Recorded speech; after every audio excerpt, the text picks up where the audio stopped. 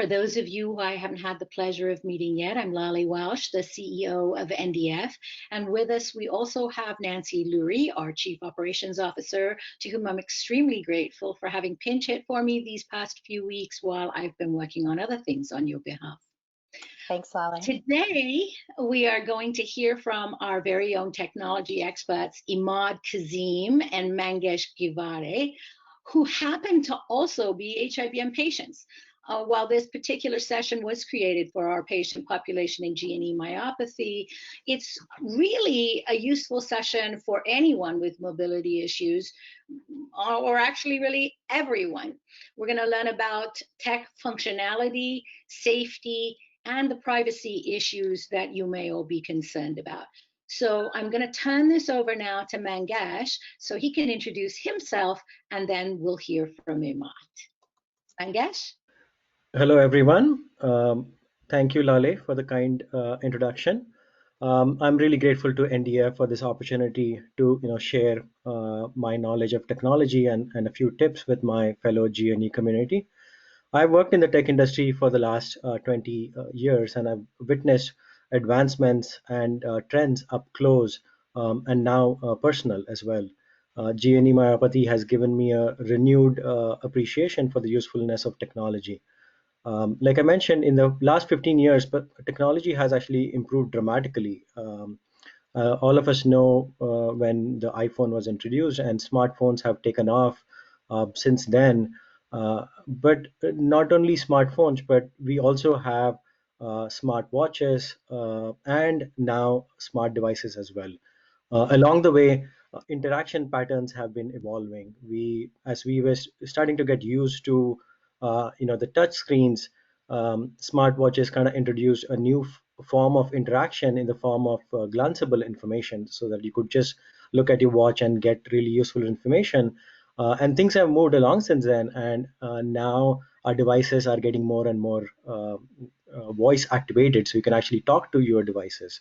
And that's what a lot of our presentation is going to be focused on. One of the nice things about technology being activated using voice is that it actually becomes a lot more accessible. We are able to get so many more things done by just talking to devices, and that's what our presentation will focus on. And for now, I'll hand off to my co-presenter, Imad. Hi everyone, this is Imad. Thank you so much, Lale, for the kind introduction, and also for giving me the opportunity to collaborate with Mangesh on setting up this presentation. So I'm not as experienced as Mangesh, but I am also a tech geek, and I work as a senior data consultant in the analytics innovations team of a very large strategy consulting firm. I'm, like Lale said, also a patient of GNE myopathy, diagnosed during my early 20s while pursuing my master's degree. So observing the various changes in my physical strength over time, I really realized how important and necessary it was for me to incorporate technology in my personal life, in addition to my professional life. So what we want to kind of get started off with as part of this presentation is personal safety. First and foremost, for all of us as GNE patients, safety is our number one priority. As part of personal safety, one of the biggest factors we should always consider is emergency preparedness. How prepared are we as patients when it comes to situations, dire situations, when we need some help. So first thought that always came to my mind as I was affected with this is when I go to work, if I'm working in a multi-story building, how am I able to escape in case of a fire or in case of any kind of situation like that? And even at home, right? If I'm living in a multi-storied complex or some place that requires me some assistance or more time in order to escape, how do we do that? So One of the best scenarios for that is to make sure that you inform your local fire departments, both at your home as well as at your work locations, of the nature of your disability, and make sure you have them put you on a list of people that require additional assistance in case of an emergency. And by having them put you on a list, they will always make sure that out of all the people that have been able to come out, they're going to make sure that they reach out to you, they try to reach you if you're in the building, and find you and help you escape. They'll provide you the assistance. Another important thing is to make sure that you reach out to your local authorities, and instead of just knowing 911 at the top of your head, it's also very necessary to save their local emergency numbers as contacts on your smartphone. So as we move into the next slide, it's going to become very clear why that's actually necessary. So recent advances on smartphones actually allow us to designate certain contacts in case of an emergency. So those contacts could be anyone. It could be some of your personal relatives, your spouse, your some close family members, friend, or based on what I said in the earlier slide, local emergency number, right? So not like 911, but more like the actual local number for them. This will allow you to use the smart devices you may have at your home to reach out to those folks in times of emergency. And not only that, but also be able to share your location. So location sharing options really allow your emergency contacts to find you in such urgent emergency type of situations. While most smart devices, other than Siri, I believe, don't recognize 911 as a number to directly dial, there are some subscription-based services such as Nest Aware, and Nest Aware type of services allow for intelligent location detection, intelligent. You can even like monitor your home cameras using Nest Aware. You can, and it also allows you to directly reach the emergency services depending on where you are. And then there's other kinds of emergencies that I wanted to bring up. And as patients of GNE myopathy, something that's very important is, what do we do in case of a fall and you can't get up? How do we reach our emergency contacts? How do we reach out to them? So there are some devices. I believe at least Apple Watch is one of those devices that I know of that contains a fall detection technology, where in case of a fall, you're able to, the watch will detect your fall and immediately ask you, or without asking you, even notify your emergency contacts about your fall, as well as provide your exact location. So as part of such, on your smartphones, so as for your smartphones, there are some SOS as well as some emergency type of services available. So for example, we couldn't actually use some images directly from the web for some privacy concerns, but I did take some screenshots directly off of my own phone to show you how I would be doing that. So just using your power button, just the way you would take a screenshot or something like that, you can long press your power button, and that will bring up the first screenshot that you see on this slide. And there you can either directly dial 911, or if you want to, for in any situation that someone else needs to find some emergency information, and some stranger that is not able to communicate with you for any reason, they can also just look up your emergency information by just tapping your name on the top, and that will display all of your personal information, such as your blood type, address, whatever you may have saved as part of displaying directly on your screen. And that could also include your emergency contacts, some specific emergency contacts like your close friends or relatives that they would be able to directly dial from your phone. So moving on, with that said, from personal safety, I would now like to hand it over to Mangesh, who will now talk about the smart devices that enable us to do all of many of the tasks that I mentioned, as well as more. Thank you, Mad. Given this shift in the paradigm about moving on from touchscreen devices to voice-activated devices, we will talk a little bit about smart devices, what they are, what kind of functionality and features do they offer, and how does that actually end up being useful for us. Some of the stuff that we talk about is actually available on your smartphone as well. So you don't have to necessarily go out and buy a device, but some of these will actually make it a little more convenient. So we're going to describe a few now. I already mentioned, a lot of these smart displays and speakers, they allow us to, get personalized services in such a way that they can help us get things done on a day-to-day basis. So here are a few examples of these devices that are changing how we use technology.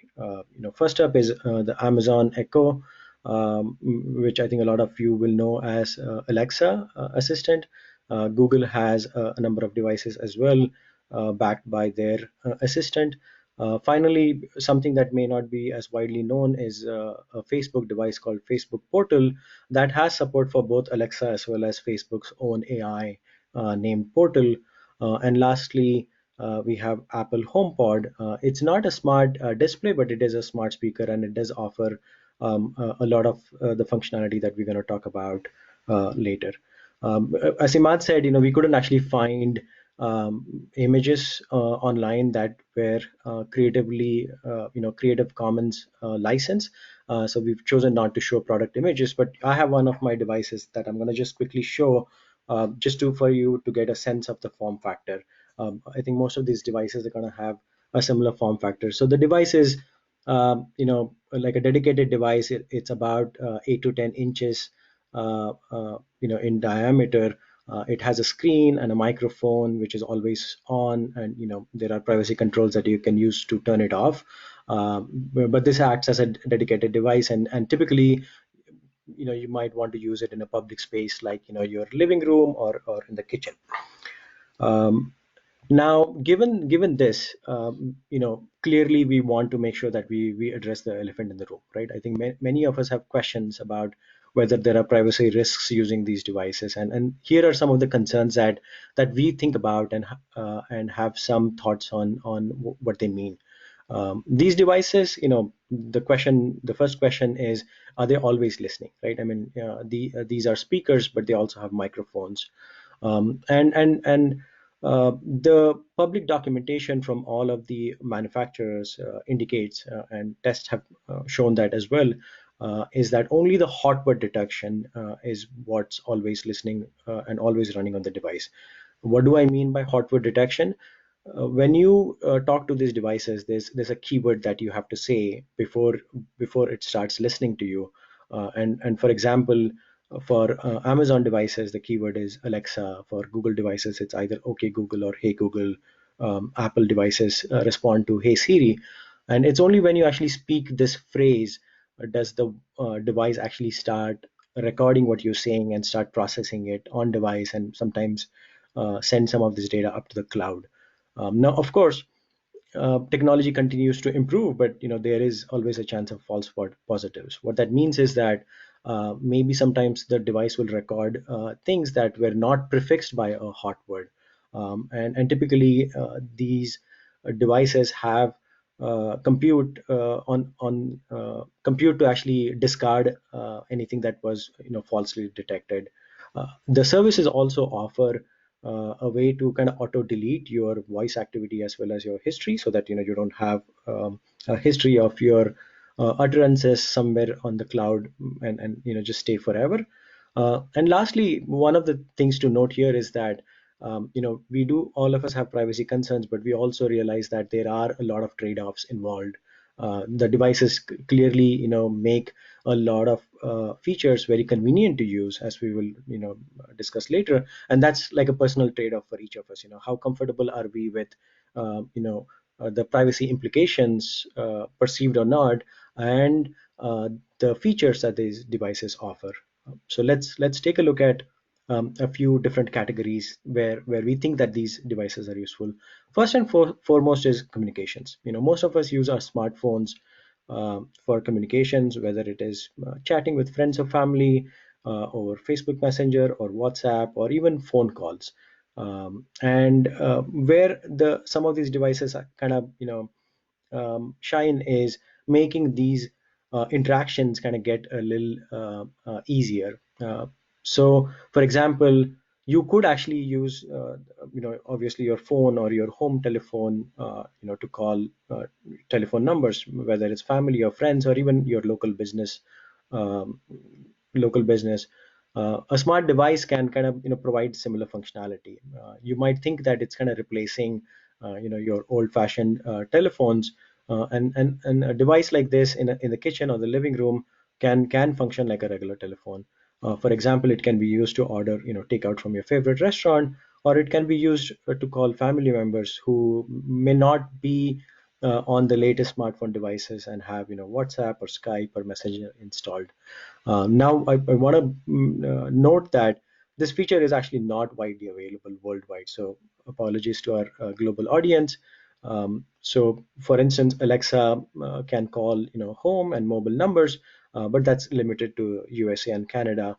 Likewise, the Google Assistant can call both as well as business numbers, but again, that's limited to USA, Canada, and the UK.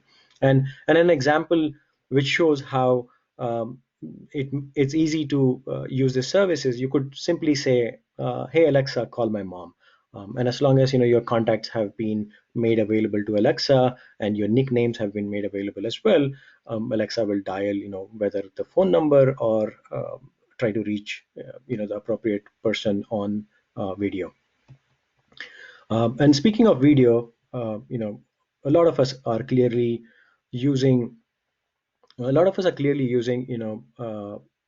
over the internet, OTT services for voice and video calling, and the ones I mentioned are widely available and very popular, like WhatsApp and Messenger and Skype. And so these devices do allow you to make video calls using those services as well. Amazon will allow you to call between Echo devices, but the other device I mentioned, which is Facebook Portal, does support Facebook Messenger as well as WhatsApp audio and video calls. And given how widely available these are, I believe both of these services have close to like 1 billion daily actives. One of these devices could make it extremely easy for you to reach your family or friends, worldwide. Likewise, Google Assistant can make video calls using Google Meet. That's a new service that's available, which is like Zoom, where you can make group calls. And again, the devices make it extremely easy. You can use natural language commands to initiate as well as receive calls.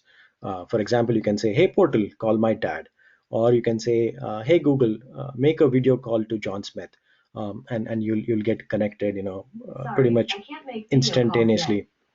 And as you can hear, I have a device sitting in the corner of my guest room, and that's responding. So it does make it fairly easy. Now, moving on from communications, let's talk about entertainment. These devices allow you to, listen to whether it's audiobooks or podcasts or music or video services, in a similar fashion. Alexa has a deep support for Audible. Audible is a company that's I think owned by Alexa or Amazon.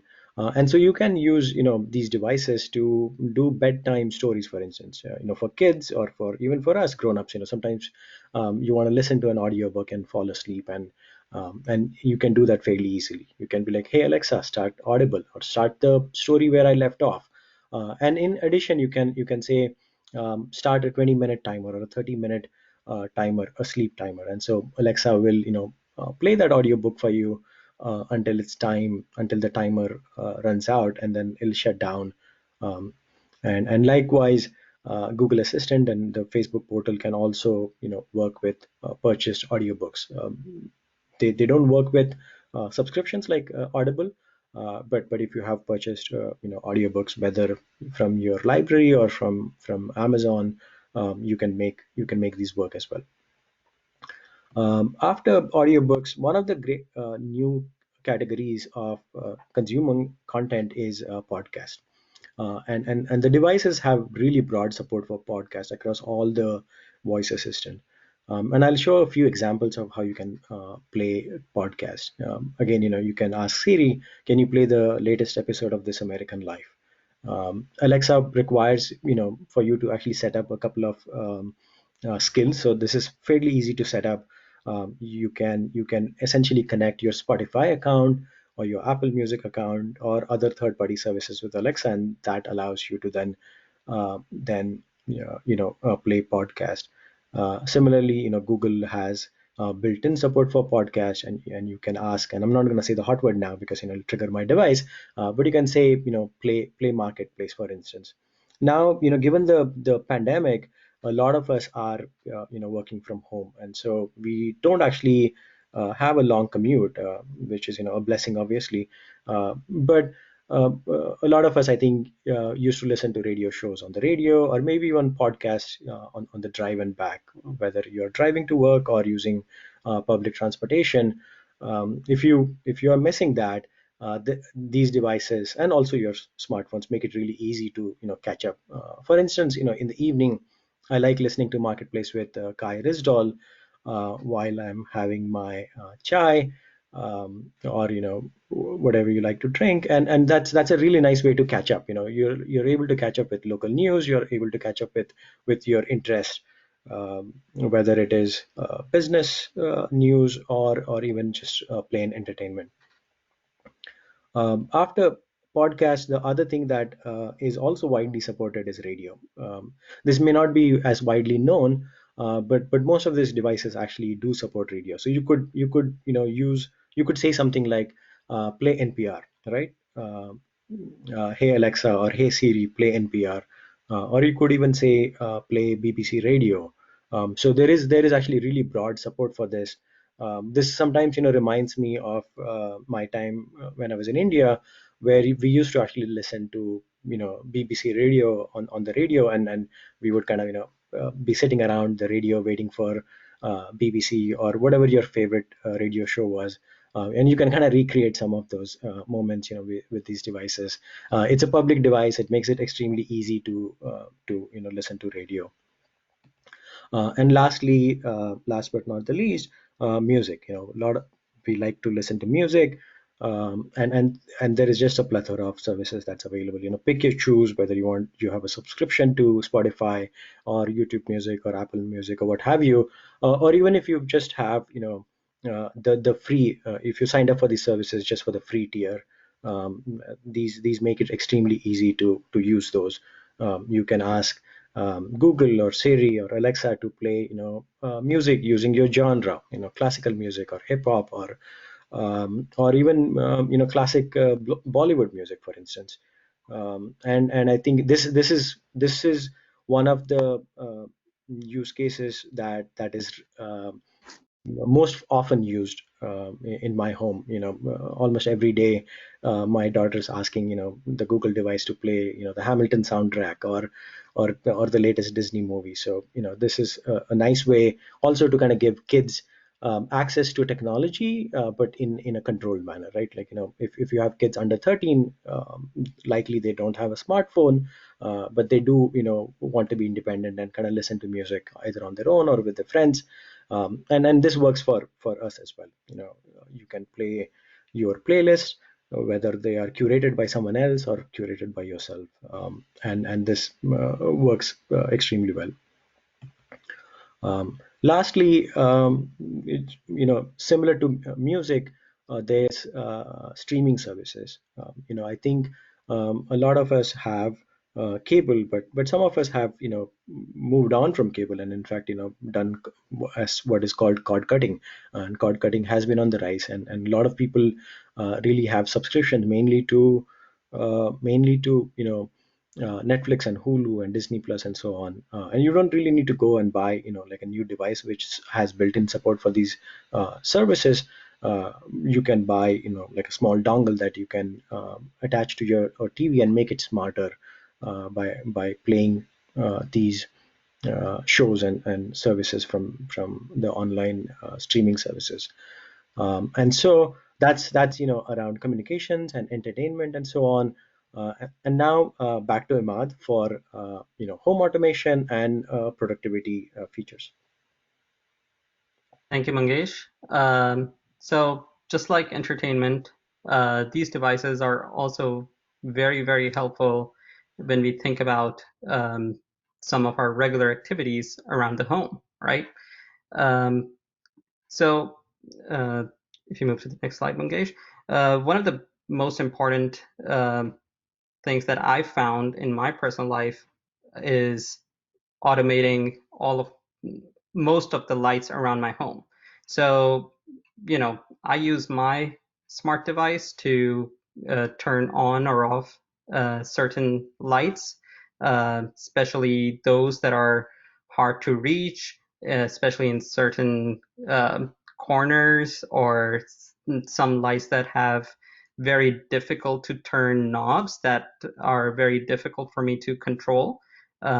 Those kind of lights, I've definitely tried to connect them and use either smart bulbs or just using smart plugs instead. Philips Hue and Wemo, these are some very popular brands that sell these kind of smart bulbs or smart switches or even smart plugs. So smart plugs can actually be a very cheap alternative to smart lighting, because smart bulbs are usually expensive and may not even last that long, whereas smart plugs are just plugs that you can connect your lamp to the wall outlet using that smart plug, and that smart plug will directly connect to your Wi-Fi in order to control that light. Just like lighting, thermostats are also very useful to control with your voice or just with your smartphone. So there are many smart thermostats out there like Nest, Honeywell, Ecobee, where you can just tell your smart device to set the temperature to a certain degree. I know for many of us GNE myopathy patients, we always like to keep the environment a little warmer than others in the family. So smart thermostats are very helpful when I guess you want to kind of fight for your temperature to be where it is. There are also some automated eco modes where if you just forgot to turn off your cooling, or if you forgot to turn off the heat when you were stepping out of your home for work or anything like that, eco modes can be very helpful, where when you're outside, the thermostat will automatically detect that you are outside, either by your phone's location or through just presence around in the home as well. So they will set the thermostat to an away mode, and that away mode can be something like where either the thermostat is completely turned off, or it is in fact in a state of it's just set so that if the temperature goes below a certain amount, like say 55 degrees, it'll turn on the heat, or if it's above like 80 degrees, it'll turn on the cooling. So it'll only use your heating and cooling in extreme situations. Just like thermostats and lights, there are also smart cameras and smart locks that can be super helpful to have at your home, especially for for several patients who have very limited mobility, and when you require caregiver or some assistant, you want to grant them access to your home just through your smartphone or just through your voice. These smart locks can be installed. Now, mind you, these are not as simple to install like with using self-installation. They would require some additional support through some contractors, but they do work really well to where you can just use the camera, a smart camera, to detect who's at the door, and then use your smart lock and just unlock the door just directly from your phone. There are other alternatives out there as well, like smart vacuum cleaners, smart wireless chargers, where you can just put your phone on top, but I'm not going to dive too deep into those. But one thing I do want to dive into are one-touch bidets. So I know for many of us who require assistance with certain, some self-cleaning or some toilet needs at home, those kind of situations are the kind of situations that where many would like some kind of independence, especially when it comes to using the bathroom. There are some one-touch bidets where you can manage your toilet needs independent of a caregiver. They allow you to easily self-clean, especially when it is difficult to wipe by yourself. And the best part is that they even provide increased cleanliness because it uses water, a water jet, and dryer. So definitely it also works for better hygiene.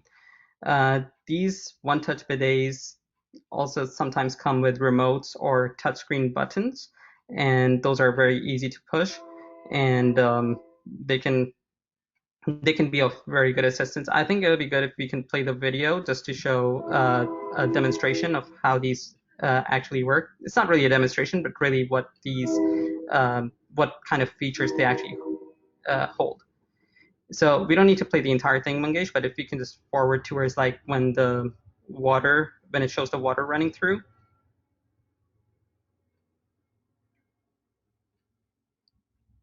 Yep, right around here. So a nozzle just comes up, which can be helpful for that self-cleaning. And if you can just go forward to nearly like 75% mark, it'll also show you remote, which can be used where you just push a button and it'll perform those functions.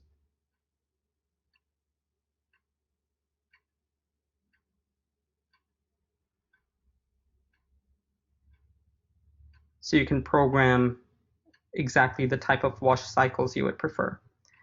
So moving on, I would just like home automation. I think it's also important to think about productivity in your life. So with productivity, some of the most important things are how do you manage everyday work or everyday needs with whatever physical challenges one may be experiencing. So I know a lot of folks do like to use one-touch keyboards. I've heard of some GNE patients personally who use one-touch keyboards to type on their laptops. And these are very useful because for many GNEM patients, it can be very difficult to actually use a physical keyboard as opposed to literally just navigating around with a mouse or a trackpad. So by just typing in using your mouse clicks, some of these one-touch keyboards even show word suggestions For example, as you can see in the screenshot here, I tried typing out on my laptop, it's a warm, sunny day, and I just typed in some of the words and it shows me it's a warm, sunny day, it's a warm, sunny morning, it's a warm, sunny afternoon, it's a warm, sunny weekend. We can see all of those suggestions also, so that you don't actually need to type the entire word.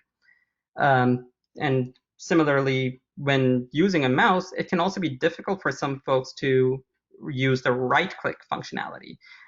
Oftentimes, the left click is softer than the right-click. So sometimes many folks lose the ability to right-click, but can still continue to left-click with their mouse.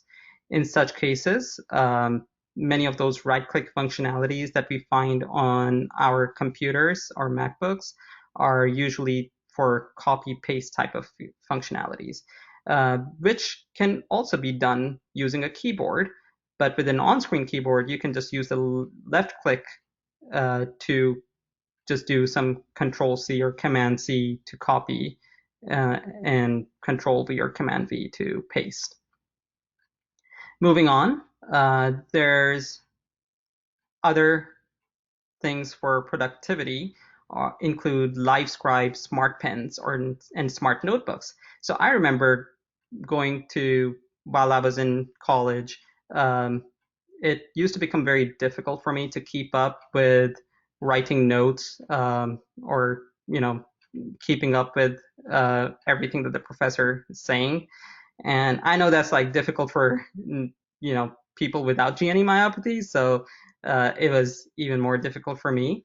And even now, right, when I'm attending meetings at work, it's very difficult for me to keep up with all of that information. And, oftentimes I'm just storing that in my head. With LiveScribe, smart pens, and smart notebooks, they capture everything that you write and everything that is spoken. They also have a large ergonomic grip to hold the pen for those who have enough grip strength. And you can also spend more time listening to those lectures and writing only what's most important, because most of that lecture is being recorded in the pen itself. So if you can just play the video, Mangesh, and then we can actually see a demonstration of how that actually works. Is there audio? But essentially you can see that they're click record. So the lecture is now being recorded, and then you can just write some important notes or important diagrams and hit stop whenever you're done. And you can always go back and review those recordings by just tapping one of your written notes, and you can play the recording for what was actually being discussed. There are other fun applications in these pens, but we don't need to dive deep into those.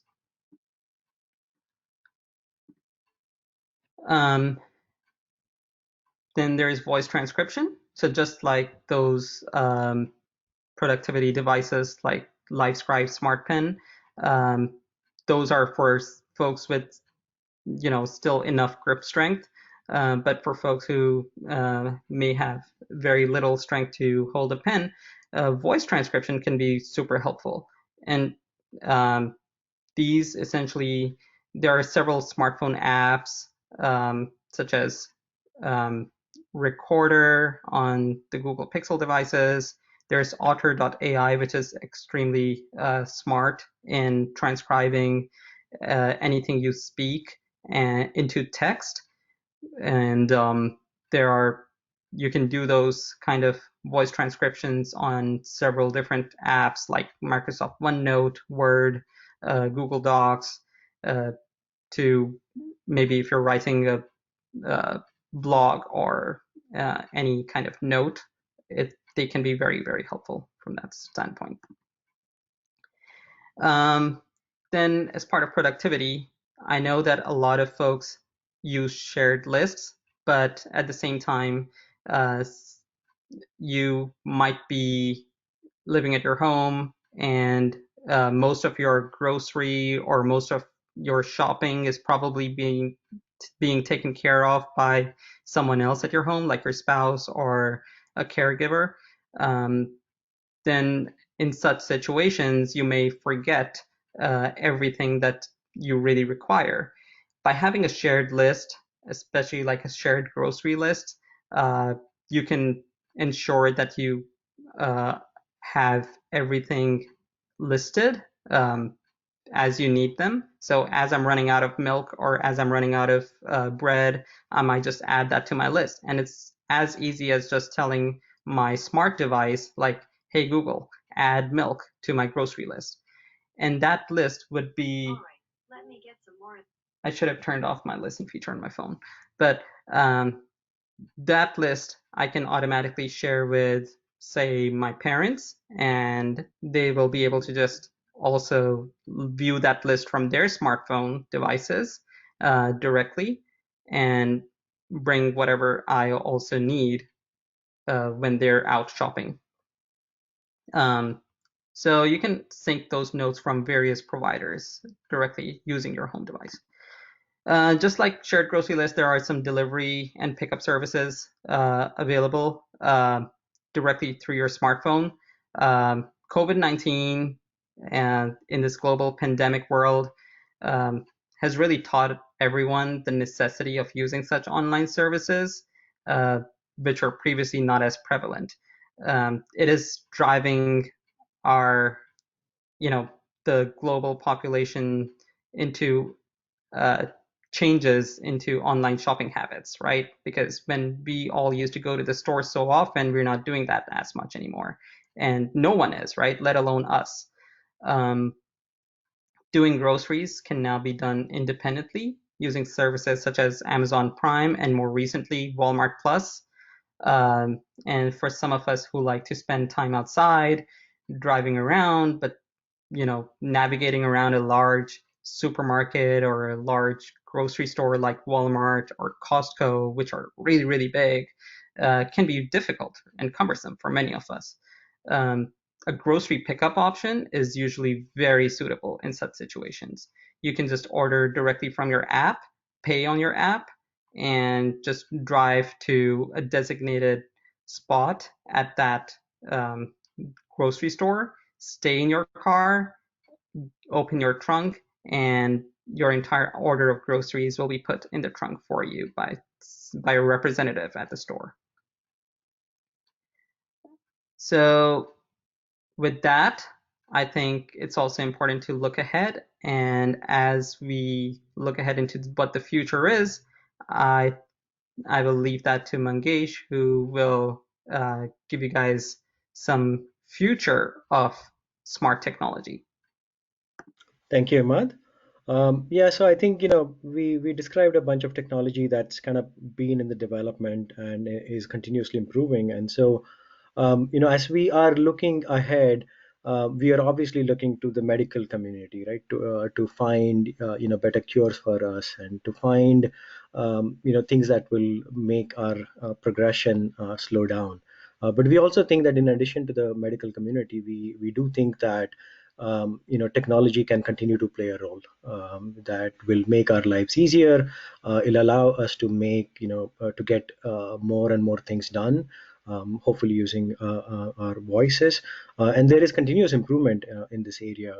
In AI, there are a lot of companies, not just the devices that we mentioned, but in the technology industry, there are a lot of companies working on this, and we do expect that voice assistants will kind of continue to get better.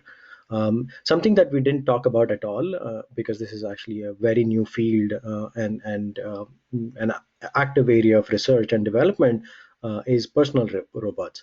You might have heard about a personal robot called IDO. That's I think generally available right now and can take care of small tasks around the house. But this is an area of great interest to us.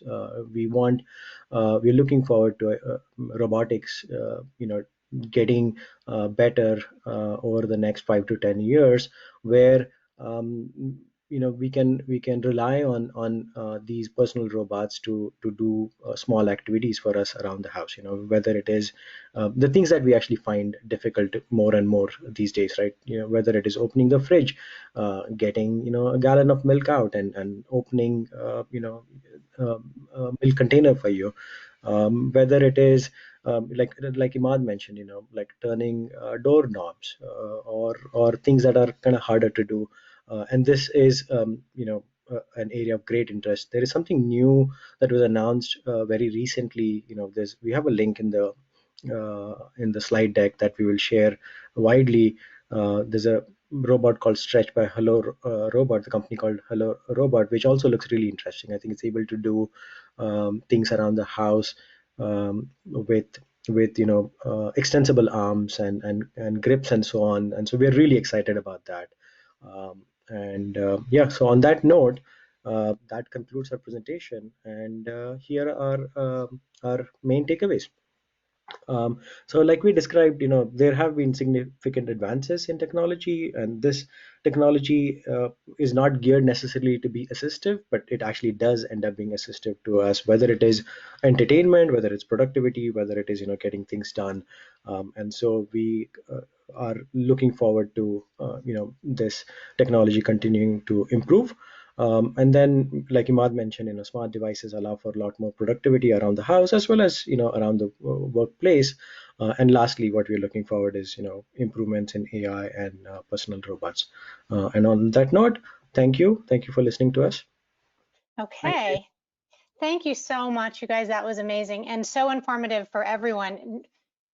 GNEM patients maybe, but everyone definitely. There's a lot of things there that I'm going to take away too.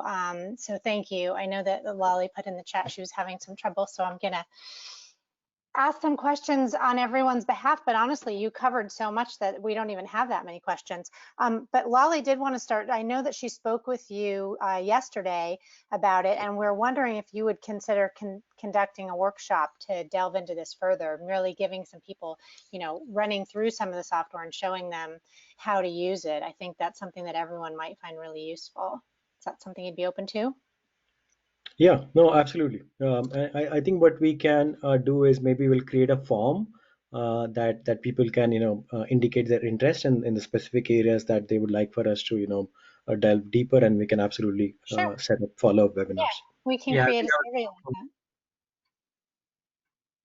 Did you have something, Imad? oh, I just said I think that form would be very helpful, just so you know those specific areas that are going to be most useful to Yeah, others. definitely. The funniest thing that happened was I think that you ordered milk, Imad, for someone through their Google. So that was awesome.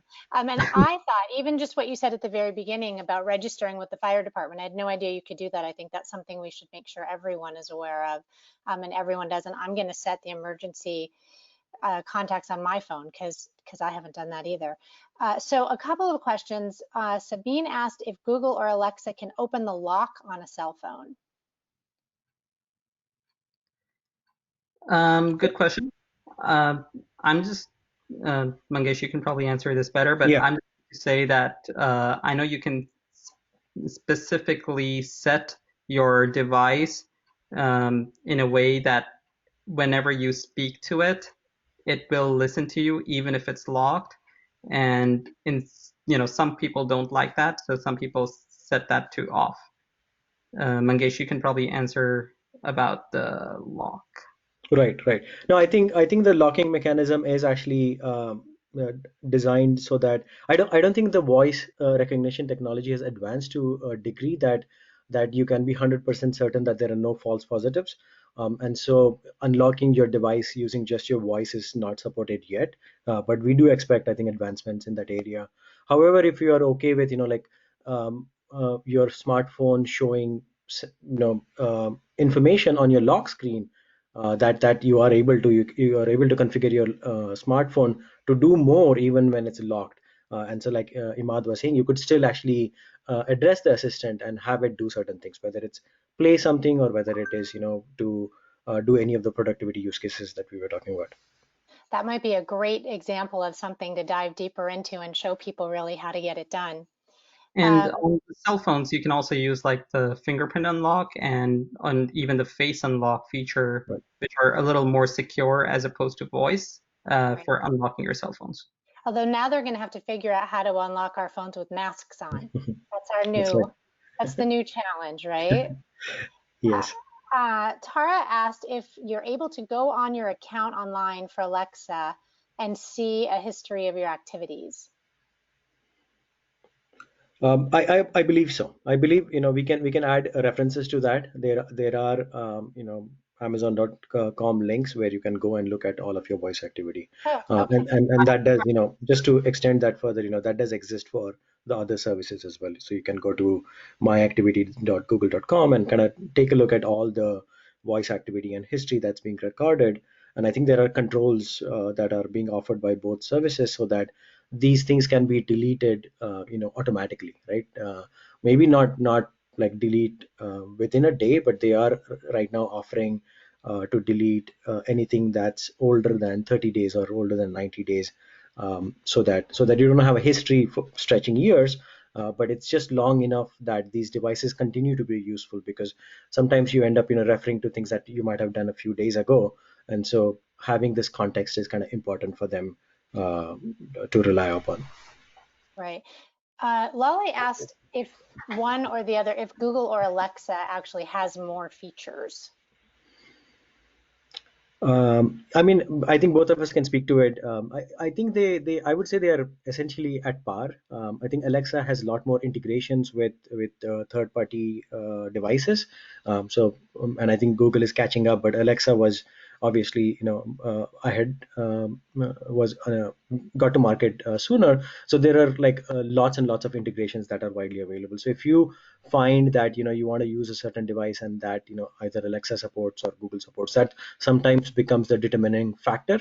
On the flip side, if you do use calendar a lot more on Google, for instance, or if you use some of Google services that obviously it has like better support for out of the box, that might sway your decision making. But I would say they are pretty much on par in terms of features. And Right. Okay. And can you elaborate a little bit on the speech recognition in lieu of typing? Is there standalone software that you recommend for that for people who are having trouble typing? Imad, do you want to take, or I can speak about it? Sure, you can speak about the speech Okay. recognition. Yeah. So for speech recognition, there are really, two different kinds of products that are available. Products that are available for your smartphone, like the Otter.ai, which will actually do voice transcription for you, and then you can take the output, which can be actually long form. You can use this to write long emails, or maybe even design docs, or blog posts, or whatever you end up actually writing. You can take all of that content and then paste it into the right medium for you. On the desktop, there is obviously a lot more number of products, both paid products as well as either free or subscription services available. For instance, let's say you're using Microsoft One Word or OneNote. This technology, because it now relies on the cloud, and cloud being like on the server, it actually ends up being a lot more effective and efficient. So it is able to do what is called voice biasing so much better than what can be done on a smartphone. So for instance, it will handle lots of different languages, but also accents.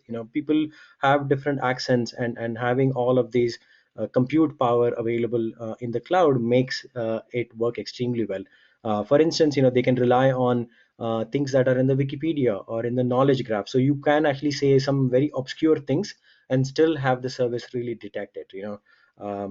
Whether it is, I can't think of examples off the top of my head, but names of books, or names of articles that you want to refer to, and these services can look it up for you. There are paid products as well. There are paid products, but I think some of the cloud services do offer free services.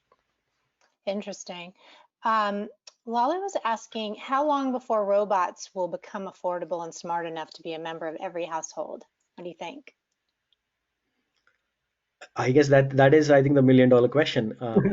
I really think that, given the improvements that we are seeing, it took, like, close to 10 years for, smartphones to evolve to where we are today. I think personal robots are kind of still in early stages.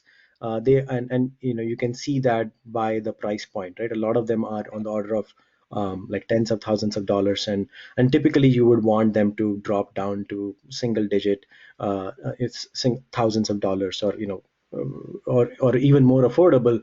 And I'm personally very hopeful, like in the next 5 years or so, that we will see something like a lot more affordable that will come on the marketplace.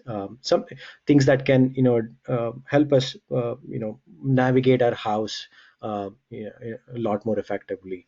Right. So yeah, I think a horizon of 5+ years seems pretty reasonable. That's exciting.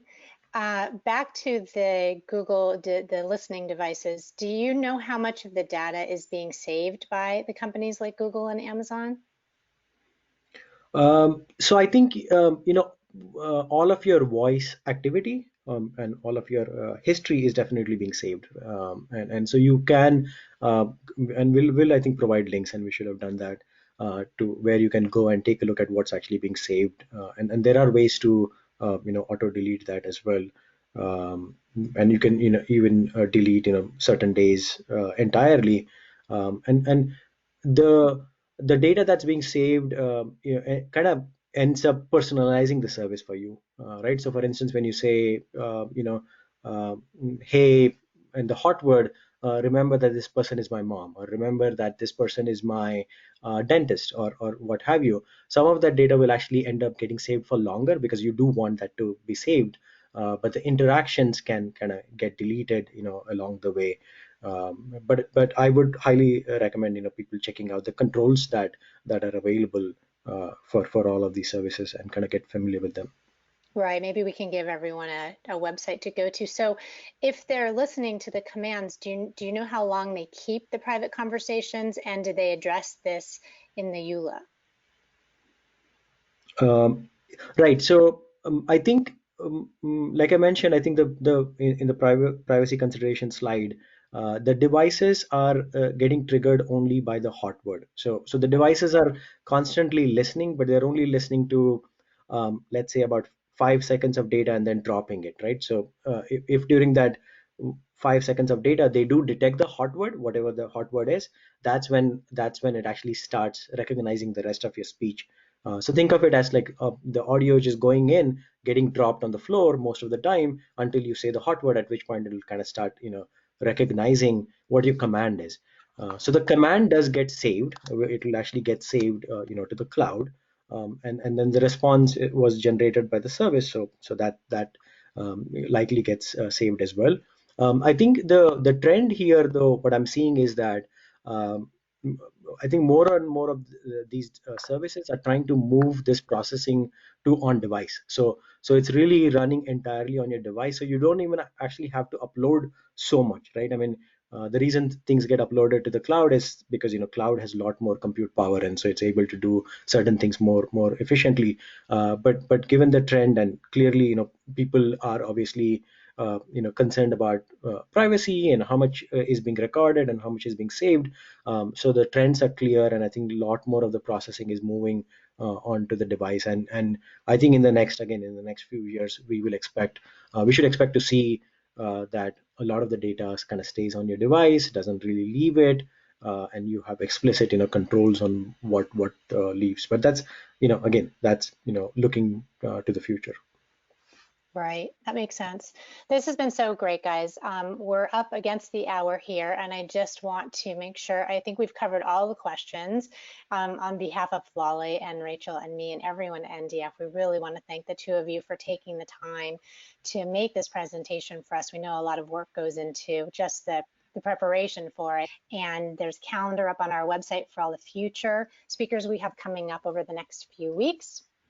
With that, I want to just one more time thank you both for your presentation. Thank you all for joining us, and I look forward to seeing you here again, hopefully next week. Thanks, everyone. Thank you. Thanks, Nancy. Thanks, NDF.